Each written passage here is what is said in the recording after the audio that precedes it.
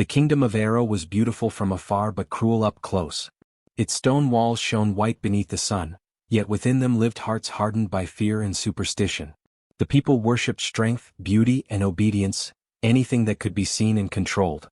Those who were different were whispered about, feared, and finally banished to the one place no one dared to enter, the Forest of Wayne, a place said to devour souls and whisper madness into the ears of men. To be sent there was not a punishment. It was a death sentence. Nia had always been different.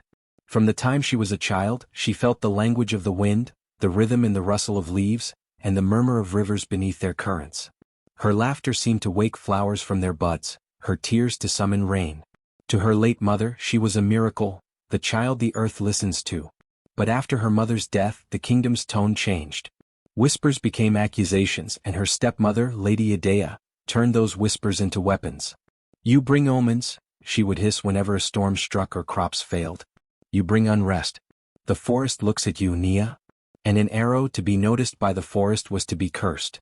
So it was that one morning, before the sun had climbed high enough to warm the stones of the courtyard, soldiers dragged Nia from her small chamber. The villagers gathered silently as she was bound and brought before the gates.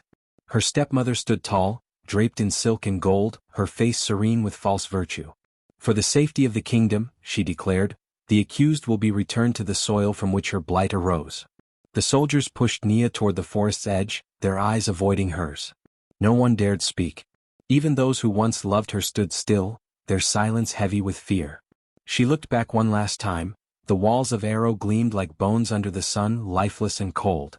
Then the gates closed behind her with a sound like final judgment. As Nia stepped into the forest, the air changed. The light dimmed, filtered through thick canopies that seemed to breathe. The earth beneath her feet was soft and damp, whispering as though alive. Every step echoed in the stillness. Birds did not sing here, and even the wind seemed to hold its breath. By dusk, she was deep within the woods, her body trembling from exhaustion, her mind filled with the echo of her stepmother's voice. The shadows stretched long, twisting into strange shapes that seemed to watch her. She pressed her hand against a nearby tree for support, and for a moment she felt warmth pulsing beneath the bark, faint like a heartbeat. Fear mixed with wonder. The stories had always spoken of the forest as cursed, but Nia felt something different, not malice but awareness. It was as if the forest knew her, had been waiting for her. As night fell, she sank to the roots of a massive tree, her breath shallow, her tears silent. The darkness swallowed the last trace of the kingdom that had cast her out. Above her, the branches swayed, whispering a name, her name, through the night wind as if welcoming her home. The forest was unlike any place Nia had ever seen. The deeper she walked, the quieter the world became, until even the sound of her own breathing seemed too loud. The air was thick with the scent of damp earth and unseen flowers that glowed faintly beneath the moonlight. Shadows moved among the trees, not the kind cast by branches or wind, but shadows that seemed to move of their own will, bending and curling as if curious about her presence. Every step she took made the leaves whisper, soft and low, as though the forest itself was murmuring her name. "Nia." The sound was faint but unmistakable. She froze, clutching her arms to keep from trembling. It couldn't be real. Hunger, exhaustion, and fear must have been weaving illusions into her mind. Yet, when she stepped forward again, the whispers returned, layered and echoing, voices that seemed to come from within the trunks themselves. The trees were old, impossibly old, with roots that broke through the soil like the backs of ancient serpents. She brushed her hand against one of the trunks and felt a strange warmth, like a pulse. When she pulled back, she saw faint symbols glowing where her skin had touched. They weren't random, they looked familiar. Her breath caught in her throat. The lines curved and crossed exactly like the scars on her forearm, the ones she had carried since childhood and had never understood. A sudden wind swept through the forest, carrying whispers that now grew louder, clearer, voices of women, crying, singing, warning. The air shimmered, and the markings on the tree spread like veins of light, connecting one trunk to another, until the forest seemed to glow from within. Nia stumbled backward, her heart racing. It felt as though the entire forest was alive and awake. She followed the glowing lines deeper into the woods, drawn by something she could not name. The forest floor grew soft beneath her feet, and the air turned warm, almost comforting. She began to feel as though unseen eyes were guiding her steps, pushing her away from danger, leading her toward something sacred. She came upon a clearing where moonlight poured down in a perfect circle. At the center stood a massive tree, its trunk so wide it would have taken 10 people to encircle it. She approached carefully. The hum in the air deepened into a low, resonant tone, like a heartbeat echoing through the ground. The tree's bark shimmered, and before her eyes she saw faces forming, women's faces, faint and sorrowful, merging in and out of the wood. Their eyes opened one by one, each glowing softly as if lit by candlelight. Nia stepped closer, trembling. She could feel something moving beneath her feet, not creatures but roots, shifting as if they recognized her. The markings on her arm began to glow more brightly until the light reached her palm. The forest responded with a deep sigh that rustled every branch. Then a voice, soft, ancient, and full of memory, whispered from the great tree. "You carry our mark, child of the forsaken. You were never cast out. You were called home." Tears welled in Nia's eyes. The fear that had followed her since she was abandoned began to melt into awe. The forest wasn't her tomb, it was her inheritance. And somewhere beneath the roots, something older than the kingdom of Arrow was awakening, recognizing its lost queen. Nia stumbled through the glowing forest until her legs could carry her no farther. The roots beneath her feet pulsed with a strange rhythm, as though they were breathing, as though they were alive. Her body trembled with exhaustion, and her head felt heavy with the weight of voices she couldn't understand. Ahead, through the weaving silver light of the trees, she saw it. A pool so still it looked like glass. Moonlight dripped across its surface, and mist curled above it like smoke from a sacred fire. She fell beside it, her palms hitting the cool earth. For a moment, she gazed at her reflection in the water, her face pale, her hair tangled with leaves, and her eyes glowing faintly gold. She blinked, thinking it a trick of the moonlight. But the reflection didn't blink back. It smiled at her. Then everything went dark. When she awoke, she was no longer alone. Shapes hovered around her, graceful, luminous beings that seemed woven from mist and memory. Their eyes gleamed like amber stones, and their bodies shimmered between forms, sometimes human, sometimes animal, sometimes pure light. The tallest among them stepped forward. His skin rippled like the surface of water, and his voice was a melody that seemed to echo from the roots of the forest itself. "She wakes," he said softly. "The one who carries the scent of the first queen." Another creature knelt beside her, a woman whose hair flowed like vines, with flowers blooming and closing as she moved. Her touch was cool against Nia's forehead. "Her pulse is bound to the old song," the woman murmured. "Can you not feel it, Lorien? The rhythm of the roots has changed. The forest remembers her." Nia's lips trembled. Who are you?" The beings exchanged glances, their shapes flickering briefly into those of wolves, owls, and spirits of smoke before returning to their human forms. The woman smiled gently. "We are the remnants, the watchers of what once was. The last of the old kin who served the queen before she vanished into the earth." Nia sat up slowly. "The queen?" she whispered. Lorien, the tall one, nodded. "Long ago, before your kingdom built walls and crowned kings, there was a queen who ruled not with fear, but with the heartbeat of the forest. She could call rain from the sky and command the roots to heal the wounded. She and the forest were one. But when men grew greedy and tried to control her gift, she vanished, leaving behind only her promise, that her spirit would return when the forest's heart grew silent." Nia stared at him, her heart thundering. "You think I'm her?" The woman smiled faintly. "Not her, but of her. The forest does not lie, child. It marked you before birth, and when you were cast out, it called you home." The pool began to shimmer beside them. The surface rippled, and images appeared, visions of the forgotten queen standing beneath a tree made of light, her eyes the same gold as Nia's. She touched the soil and flowers erupted from her fingertips. But then the vision darkened, men in iron burning the trees, seizing the queen's crown before the earth swallowed her whole. Nia gasped as the vision faded. "I don't understand. I'm no queen. I was left to die. I have nothing." Lorien knelt before her, his eyes steady. "You have everything the world has forgotten: compassion, strength, and the voice that listens. The queen was not chosen by blood but by spirit. You carry that spirit now. The forest knows it. We all do." As he spoke, the other beings began to hum softly, a sound that resonated through the clearing, low and beautiful. The trees swayed in rhythm, their leaves glowing faintly, and the air filled with the scent of earth after rain. The pool glimmered brighter, and Nia felt a warmth spread from her chest, radiating outward until her skin shimmered faintly with golden light. The woman with vine-like hair leaned close and whispered, "When the forest chooses, it remembers. Every creature, every leaf, every drop of water, they know their queen. And they have waited long enough."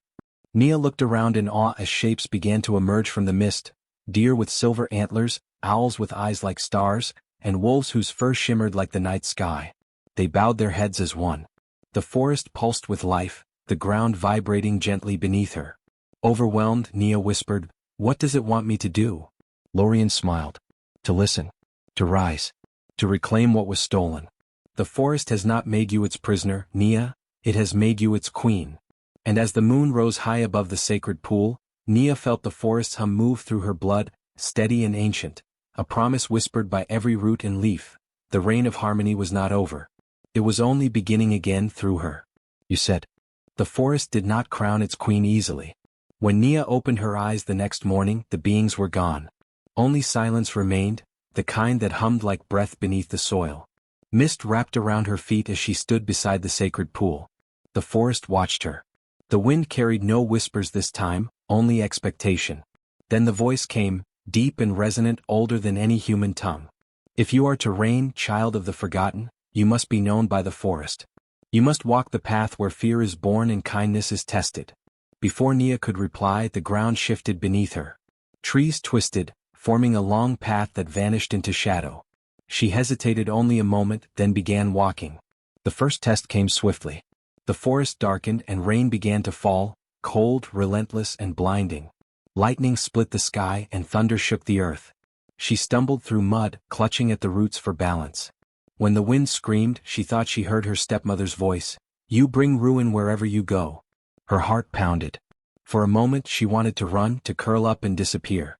But then she saw a small creature, a bird, broken-winged, trembling under a fallen leaf. The storm beat down mercilessly, and every part of her screamed to keep moving. Yet she stopped. She knelt beside it, shielding it with her hands until the rain slowed. When she lifted her palms, the tiny bird looked up at her with golden eyes, the same gold that shimmered faintly in her own. It spread its healed wings and vanished into the mist. The storm ended as suddenly as it had begun. Nia pressed on. In the second trial, she entered a grove where the trees reflected her face on their bark, not once but hundreds of times. Each reflection whispered something different. "You are weak. You are cursed. You are alone." The voices grew louder, blending into a haunting chant that wrapped around her like smoke. Her hands covered her ears, but the whispers came from inside her now, doubts that had been planted long ago by others' cruelty. Tears burned her eyes. "I am not what you made me," she said through clenched teeth. "I am what I choose to be." The reflections blinked, and then, one by one, smiled. The grove fell silent.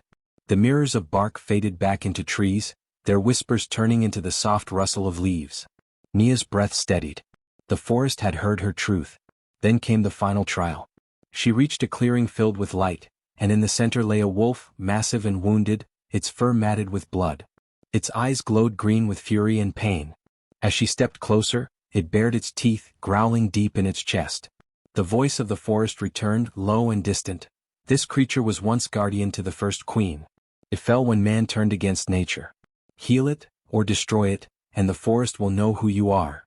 Nia's knees trembled. The wolf's growl was thunder itself, its teeth glistening like blades. Fear rose in her throat, but she saw, behind the rage, its suffering, the wound that wasn't just in its flesh but in its spirit. She took a slow step forward. "You guarded her once," she whispered. "You fell with her. But she's still here, in me, in you, in the roots that remember." The wolf snarled, lunging forward, but Nia didn't move. She knelt, lowering her gaze, opening her hands. "If I am to be queen," she said softly, "then I must first serve." The wolf stopped inches from her. Its eyes flickered, rage softening into recognition. It bowed its massive head, pressing its muzzle into her palms. Light rippled through its fur, sealing the wound until no scar remained. When the light faded, the wolf rose and howled, not in pain but in triumph. The sound echoed through every branch, every leaf. And in that moment, the forest spoke again, compassion over fear, courage over pain. "You have walked through your darkness and fed it light. You are seen, Nia of Arrow, not as prey but as queen." The trees bowed, the roots trembled, and the soil beneath her glowed with living breath. Nia stood tall among them, her hair lifted by the wind, her heart beating in rhythm with the forest's pulse. The trials had not broken her. They had revealed her. The forest was quiet, as if it were holding its breath. Mist rolled low over the roots, silver in the faint dawn light. Nia stood in the clearing, the healed wolf by her side, its golden eyes fixed on her. The air shimmered with energy, warm and humming, as though the trees themselves whispered her name. Her heart pounded in her chest. She felt it first as a soft vibration beneath her feet, a rhythm older than the world of men, the pulse of the forest. It traveled upward through her legs, through her spine, through her breath until she felt no separation between her body and the earth beneath her. The soil felt like skin, the leaves like thoughts. She was no longer a stranger in this wild place. She was part of its memory. Then from the heart of the grove light began to form, not harsh like fire but alive, green and gold. The air thickened with fragrance, rain-soaked bark, wild jasmine, moss.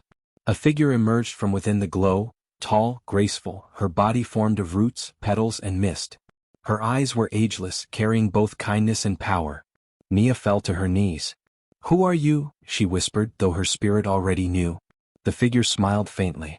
"I am the one they called the first queen, the mother of the green. I ruled before men forgot the language of the earth." Nia bowed her head. "Why do you show yourself to me?" "Because you listened when others turned deaf," the queen replied, her voice like wind through leaves. "Because you cared when others destroyed. Because you faced the storm and chose compassion instead of fear." As she spoke, the light around Nia grew brighter.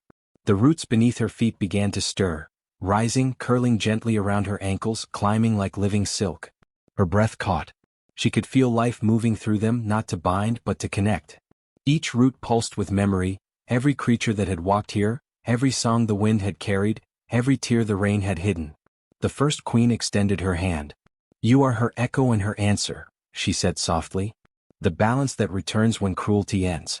The world has forgotten harmony, but you will remind it." A soft warmth spread across Nia's scalp. She lifted a trembling hand to her hair and felt vines weaving through it, strands of ivy interlacing with her curls, flowers blooming where her tears fell. Her reflection appeared in the sacred pool nearby, and she barely recognized herself. Her eyes glowed a deep, luminous green, like twin emeralds reflecting sunlight through the canopy. Her skin shimmered faintly, marked with delicate lines that mirrored tree roots, living tattoos of connection. Her voice came out barely above a whisper. "What is happening to me?" "You are being claimed," said the queen. "Not by fate, but by the forest that chose you. You are its heir, Nia of Arrow. The crown it gives cannot be stolen or forged." The wind rose, swirling through the clearing. Roots from the ancient trees lifted from the soil and arched toward her head, intertwining in slow, deliberate motion. Leaves unfurled as they touched her hair, glimmering with dew. A soft golden light pulsed within the woven circle, a living crown of roots, petals and shimmering moss. As it settled upon her head, she felt the heartbeat of the forest merge with her own. Every leaf, every creature, every whisper of wind became part of her consciousness. She could sense the distant rivers, the slumbering mountains, the growing seeds buried deep beneath the earth. It was overwhelming and yet beautiful, a harmony she had never known possible. The queen stepped closer, placing a hand over Nia's heart. "Rule not with command," she said, "but with communion. Speak not for the forest but as the forest. For as long as you remember kindness, the world will heal through you." The first queen's form began to fade, her body dissolving into golden motes that swirled around Nia like soft sparks of dawn. Her final words lingered in the air, echoing through the grove. "Rise, queen of the green crown. The earth breathes your name." Nia rose slowly. The forest bowed. The vines and branches bent low as if in reverence. Even the air seemed to shimmer in greeting. The wolf howled once, a sound of loyalty renewed, and the sound carried far beyond the trees, reaching the edge of the human lands. From that moment on, Nia no longer felt lost or abandoned. She was the pulse beneath the soil, the whisper in the leaves, the heart that beat within the wilderness. The forest had not only saved her, it had made her its queen. In the kingdom of Arrow, the days grew dry and the nights restless. The golden fields that once stretched beyond the walls had turned pale, brittle, and empty. Rivers shrank to thin lines of mud, animals wandered into villages dying of thirst, and the people whispered of curses too dangerous to name aloud. Every night, winds carried strange sounds from the forest, murmurs that were not quite human, echoes that called like songs. Inside the royal halls, Lady Idea paced before her mirror, her once flawless reflection now haunted by the pallor of fear. She had everything she once wanted, wealth, power, and the absence of the girl she had despised, yet her peace had withered faster than the crops. Her son, the crown prince, lay sick with fever, his breath shallow, his skin gray. The healers had failed. The priests muttered prayers but dared not speak of what they all suspected, that the forest had remembered. "It's her," whispered one of the maids as she washed the boy's sheets, her voice trembling. "The one you left to die. The trees have taken her side." Idea struck the maid across the face, but her hand shook afterward. In the privacy of her chamber, she stared toward the distant dark line of the forest visible through her window. It seemed larger now, closer, as though creeping toward the kingdom's edge. For the first time, she wondered if the tales were true, that the forest of Wayne kept what it was given and never forgave what was taken unjustly. At dawn, unable to bear her son's cries, Lady Idea summoned the captain of the royal guard. "Gather your men," she commanded. "We ride to the forest. If the witch still lives, we will bring her back to break this curse. If she is dead, we will burn what remains of her power." The captain hesitated, his jaw tight. "My lady, no one who enters that forest returns." "Then let it be their loyalty that leads them," she snapped. "Would you rather watch your kingdom die?" By noon, a caravan of soldiers, priests, and torchbearers left Arrowa's gates. The people gathered to watch in silence, their eyes hollow. Dust rose behind the hooves of the horses as they disappeared into the horizon. At the forest's edge, the soldiers hesitated.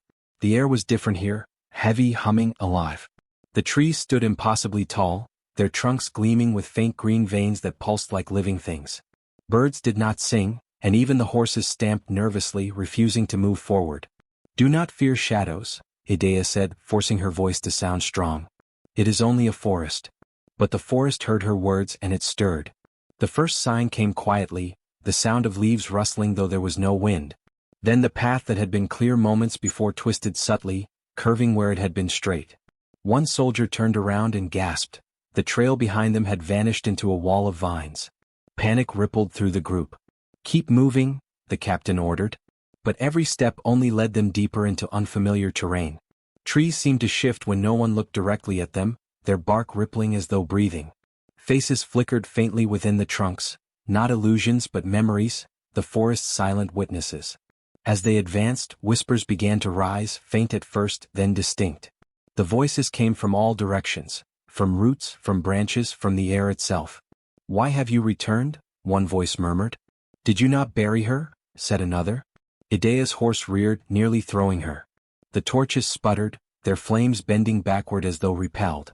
The priests raised their charms and chanted prayers, but their words tangled on their tongues.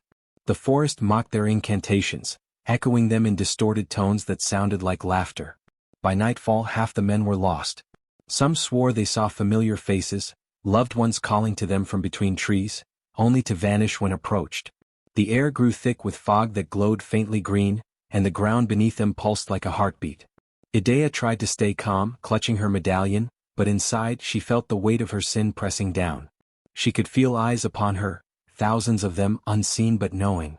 Her heart pounded as she realized the truth the villagers had whispered. The forest was not cursed, it was conscious. When they reached a clearing, the men dropped their torches in exhaustion. Before them stood a vast tree unlike any other, its trunk massive, its bark veined with gold light, its branches stretching beyond sight. It was beautiful and terrifying, ancient and alive. Idea felt something cold move through her chest. Though she said nothing, she knew this was where she had left Nia to die. And in that moment, the whispers grew louder, no longer scattered but united in one voice, the voice of the forest itself, low and echoing like thunder rolling through roots. "You cast out the heart of kindness," it said, "and now you seek her mercy?" The soldiers dropped their weapons. Some fell to their knees, others fled blindly into the trees, their screams fading almost instantly. The forest shifted again, closing behind them, swallowing their paths like waves swallowing footprints. Lady Idea stood alone in the clearing, trembling. The golden veins of the great tree pulsed faster, brighter, as though the earth itself were breathing around her. She tried to speak, to demand, to pray, but all that came out was a whisper lost in the rustling leaves. The forest had no need for vengeance. It only remembered, and it would not forget. The air in the clearing trembled, thick with the pulse of the living forest. Lady Idea stood frozen beneath the towering tree, the same place where she had once condemned Nia to die. The soldiers behind her trembled, their torches dying one by one. From the silence rose a faint rustle, like thousands of leaves exhaling in unison. The earth beneath their feet shifted, softening, breathing. Then the roots began to move. They rose from the ground like serpents of wood and light, winding through the air in slow, deliberate spirals. The soldiers stumbled back, drawing their swords, but their blades met only air. The roots avoided them gracefully as if playing with the fear that clung to the men's skin. A light appeared between the trees, faint at first, then growing brighter until the entire clearing shimmered with green fire. From within it, a figure stepped forward. Nia. But she was not the broken girl they had left to die. She moved with the calm power of a storm held in balance. Her hair flowed down her back like a river of vines threaded with blossoms that opened and closed as she passed. Her eyes gleamed with the deep glow of the forest's heart, not human light, but something older, wiser, untamed. The crown of roots and petals rested on her head, glimmering faintly as though alive. The forest bowed around her. Branches dipped low, leaves stilled. Even the air grew reverent. The soldiers dropped to their knees, muttering prayers, their voices shaking. Lady Idea stumbled backward, clutching at her cloak. "No," she whispered. "It cannot be. You were buried." "I was," Nia said softly. Her voice carried through the clearing, not loud but vast, resonating with the hum of the earth itself. "But the forest does not bury what belongs to it. It restores." Idea's breath caught in her throat. "You curse us," she said, trembling. "You bring this famine, this sickness." "No," Nia replied, stepping closer, her bare feet touching the soil like gentle rain. "You did. When you turned away compassion, you turned away balance. The earth reflects what is given to it. You sowed cruelty, and now the land answers in kind." The soldiers looked between them, their eyes wide with terror and awe. The ground beneath them began to glow faintly green, roots weaving intricate patterns beneath the soil. A soft wind circled the clearing, carrying whispers in 1,000 unseen voices, not vengeful but watchful. Nia lifted her hand and the forest answered. Flowers bloomed instantly where her fingers passed. Moss glowed along the bark of nearby trees. "The forest offers a choice," she said. "Harmony or destruction. Kneel to life or be reclaimed by it." A hush fell. One soldier, trembling, dropped his sword and pressed his hand to the ground. "Forgive us," he whispered. "Forgive what we've done." The roots around him loosened, curling gently like protective tendrils. The glow around his feet softened. He looked up, tears streaming down his cheeks as though the weight of his guilt had been lifted. But not all were so wise. Another soldier, his fear twisting into defiance, raised his blade. "Witch," he shouted, swinging toward her. "You will not rule us." The blade never reached her. A single vine shot upward from the ground, wrapping around his wrist with impossible speed. His scream echoed once before the forest fell silent again. The vine tightened, pulling him backward, merging him into the soil as if the earth itself swallowed him whole. When the ground stilled, only his helmet remained, half buried in moss. The others gasped, falling to their knees. Nia's gaze swept over them, steady, unyielding yet not cruel. "The forest is not your enemy," she said. "It only mirrors the hearts that walk within it." She turned her eyes toward Lady Idea, who stood paralyzed, tears streaking her painted face. "You left me to die," Nia said quietly. "But I did not die. I became what you feared, not a curse but a reminder." Idea fell to her knees, shaking. "Then have mercy," she choked. "I only wanted to protect what was mine." "What was yours?" Nia stepped closer until they were only a breath apart. "You own nothing that was not given. Not life, not power, not love. You feared what you could not control. And now what you feared stands before you, free." The forest darkened. Shadows rippled through the trees. Roots began to rise again, forming a circle around Idea. She screamed, covering her face, expecting death. But Nia lifted her hand and the movement stopped. "No more blood," Nia said. "The age of cruelty ends here." She turned to the soldiers who remained. "Return to your kingdom. Tell them this land belongs to no ruler. If they wish to live, they must live with the forest, not above it." The forest parted slowly, revealing a path lined with glowing moss. The surviving men hesitated, then bowed low before retreating, their faces pale and silent. Lady Idea stayed kneeling, her body trembling. When she finally looked up, Nia was already turning away. "You will live," Nia said softly, her voice neither forgiving nor condemning. "And you will remember. Every breath you take will remind you of the kindness you buried." Idea's tears fell into the soil, where roots quietly absorbed them. The forest accepted the offering without response. As the intruders disappeared into the distance, the clearing glowed brighter.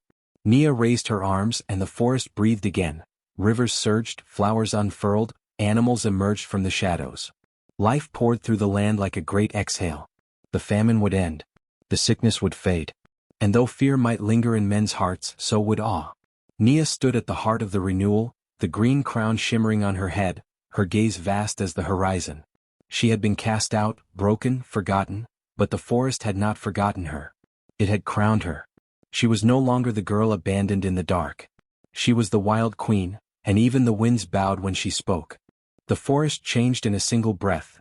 The moment the intruders left and Nia stood alone beneath the towering canopy, the earth exhaled. A soft tremor rolled through the ground, not of fear but awakening. Roots that had lain dormant for generations pulsed with new life. The trees glowed with a gentle inner light, their bark shimmering with veins of gold and emerald.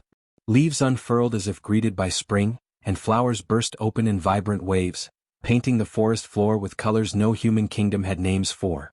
A distant rumble rose, not thunder but the sound of water returning. Rivers that had dried into cracked beds bloomed awake, filling with crystal currents that shimmered with soft green luminescence. Fish with scales like mirrors leaped through the water, and frogs croaked melodies that harmonized with the humming trees. The air filled with the perfume of blooming acacia, wild orchids and fragrant moss. It was a coronation not proclaimed by trumpets or banners, but by the land itself. Nia walked through the forest as it transformed. Wherever her feet touched the soil, life rose eagerly to greet her. Ferns curled around her ankles, blossoms opened in her wake, and fireflies gathered above her like floating lanterns celebrating her ascension. The forest did not kneel to her, it danced with her, breathed with her, crowned her not once but endlessly with every new bloom, every restored river, every healed creature. At the great clearing near the sacred pool, the spirits gathered, the remnants she had met earlier, along with others she had never seen. Some appeared as tall figures woven of fog and starlight. Others fluttered like glowing insects. Some emerged from the ground, shaped from soil and petals, their eyes bright with memory. Lorien stepped forward, bowing deeply. "The forest recognizes its queen," he said, his voice reverent. "Now let the world recognize her too." Nia's crown of woven roots glowed brighter, threads of silver threading through the vines. She raised her hands slowly, unsure of the power that hummed within her palms. The moment she did, the forest responded. Branches intertwined overhead, forming a vast natural archway. Petals rained down in soft spirals. Animals emerged from all shadows, wolves, deer, birds, even ancient creatures long thought extinct, gathering to witness. The first queen's echo lingered in the wind, her voice drifting like a blessing. "Harmony is your throne. Life is your crown. Let no hand divide what the earth has joined." Nia stepped beneath the archway. The forest, in its living wisdom, crowned her not with gold or jewels but with responsibility, the sacred bond between ruler and land. A warm rush of power flowed through her, connecting her to every branch, every stream, every breath of wind across the woodlands. Under her reign the transformation spread. She called upon the rivers to flow toward the edges of Arrow, bringing water to fields long abandoned. Trees grew tall and strong, their roots guiding lost travelers back to safety.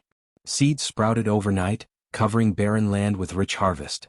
But her kingdom was not built of walls or guarded by soldiers. It had no throne room with stone floors or iron gates. Instead, Nia created open sanctuaries woven from branches and light, places where humans and spirits could gather without fear. She welcomed the lost, the abandoned, the weary. Those cast out by Arrow found home in the forest, guided gently by glowing roots. The remnants taught them the old ways, how to speak to the land, how to read the whispers in the wind, how to give thanks for every leaf and stone. The children learned songs from both human teachers and spirit beings, their laughter echoing through blooming valleys. Nia walked among them daily, not as a distant queen but as a guardian. She healed the sick with the touch of a leaf, helped animals in childbirth, listened to the grief of widows and planted trees with her own hands. Balance became her law. Harmony became her rule. And in time, even some from Arrow ventured into the forest seeking solace. Instead of vengeance they found peace. Nia welcomed them, allowing her kingdom to grow not with conquest but with compassion. Under the Wild Queen's reign, the forest became a living kingdom, a world where spirits and humans lived not in separate realms but in shared breath, shared purpose, shared life. And the earth, for the first time in generations, sang again. Seasons turned like pages of an ancient songbook, and each one sang of renewal. Under Nia's reign, the forest and its people became one rhythm, breathing, growing, and dreaming together. Where once there had been silence and sorrow, now there were echoes of laughter, songs drifting through the leaves, and the steady heartbeat of the earth in harmony with every living thing. Spring came first, bright and unashamed. Rivers spilled joyously over their banks, feeding meadows thick with wildflowers. The air shimmered with color, blue butterflies danced in clouds, and vines climbed trees in spirals of gold and green. In the mornings, dew gathered on petals like tiny gems, reflecting Nia's face wherever she walked. She stood upon a hill where once only ruin and ash had been, gazing at the vast forest kingdom below. It stretched beyond sight, a living crown encircling the world. Each leaf whispered a prayer, each gust of wind carried a story. She closed her eyes and could hear it all, a melody older than any human tongue, the heartbeat of creation itself. The children were her favorite part of the new world. They were born with wonder in their eyes and mud beneath their fingernails. Some had human mothers, some had spirit fathers, and some were born of the forest itself, children of light and soil, laughter and roots. They learned together, played together, sang together. Every new moon, Nia gathered them beneath the great canopy, a vast dome of intertwining branches glowing faintly in moonlight. There she taught them the Song of Green, a hymn older than memory, passed down from the first queen and now reborn through Nia's voice. It was not sung with words but with feelings, gratitude, truth, humility, and love. When the children joined in, the forest itself responded. Leaves rustled in perfect rhythm, rivers quieted to listen, and stars above twinkled in harmony. The melody rose like morning mist, weaving through treetops and echoing across the land. The Song of Green became more than music, it became a way of living. The people learned to plant not just for harvest but for harmony. Hunters offered prayers before taking life, and the forest returned their respect with abundance. Spirits and humans worked side by side, building homes from living wood that healed when cut, shaping bridges from roots that bent willingly to help travelers cross. Even the animals seemed to understand. Birds brought seeds from distant lands, wolves guarded the forest borders not with aggression but wisdom, and elephants dug wells with their tusks so others might drink. It was as if every creature remembered what it meant to belong. Summer followed with golden splendor.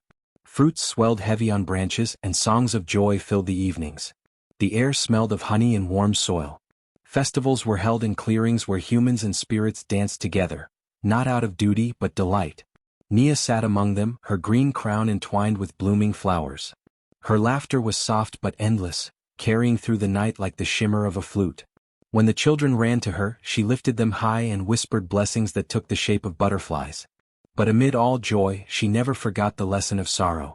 The Song of Green also carried a note of remembrance, for those who had suffered, for those who had wronged, for those still learning to listen.